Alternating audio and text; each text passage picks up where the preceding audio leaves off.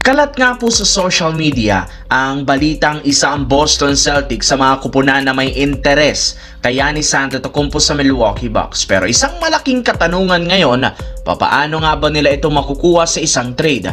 Well, ayon sa isang insider, plano ng Celtics i-offer sa isang package na bubuuhin ni Jaylen Brown at 2 first round pick. Kumpara sa ibang kupunan, ang pinakamagandang trade na maipang-offer sa Milwaukee na siguradong hindi nito tatanggihan. Pero magdedepende pa rin naman sa magiging desisyon at negosasyon ng Boston at Milwaukee. May ilang teams ang may balak higitan ng offer ng Celtics kaya hindi sila pwedeng magpakampante. Kaya it's either madaliin nila ang trade kay Giannis as soon as possible o di kaya dagdagan pa nila ang ipang-offer sa Milwaukee Bucks para maisakatuparang makuha si Giannis at mabuo ang tandem ni na Jason Tatum at Giannis Antetokounmpo sa Boston Celtics sa susunod na season. Samantala, ilang araw bago ang free agency market na magbukas, nakapagdesisyon ang Los Angeles Lakers. Gagawin nilang priority ang pagbibigay ng bagong kontrata sa kanilang dalawang player na sina Rui Hachimura at Jackson Hayes.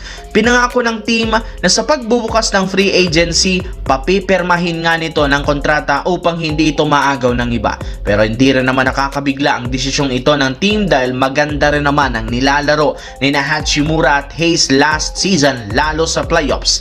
Ito ang pinakatama nilang gawin since napatunayan naman ni Rui na siyang legit na reliable scorer at 3-point shooter sa playoffs, habang pagdating kay Jackson Hayes, malaki ang pakinabang nito at pagbabago lalo na sa connection nito kay Luka Doncic at bilang backup center sa ganda ng pinapakita niyang effort sa depensa, rebounding, hustle plays at second chance points na siyang ikinatutuwa ni Luka Doncic. Sa kabilang banda, sa pagpasok nga ng offseason, maraming mga player ang gumawa agad ng move para mapaganda ang takbo ng kanilang karir, katulad na lamang ng back-to-back MVP na si Shai Gilgeous-Alexander na opisyal na nga pong umalis sa Converse makalipas ang 6 na taon at lumipat na nga ito kahapon sa Nike. Well, isang post ng Nike sa social media, inanunsyo nito na pumirma na nga ng kontrata sa kanila si SGA. Pero as of now, wala pa rin namang inilalabas na balita kung gaano kalaki, magkano at gaano katagal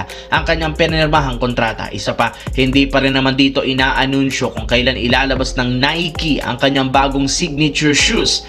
Alam naman nga ninyo, karamihan sa pinakamalalaking pangalan sa NBA nakapirma sa Nike, katulad na lamang ni Giannis, LeBron at Kevin Durant. Kaya inaasahan na once na ilabas ang kanyang bagong sapatos, siguradong papatok nga ito sa mga fans, lalo sa mga OKC Thunder fans.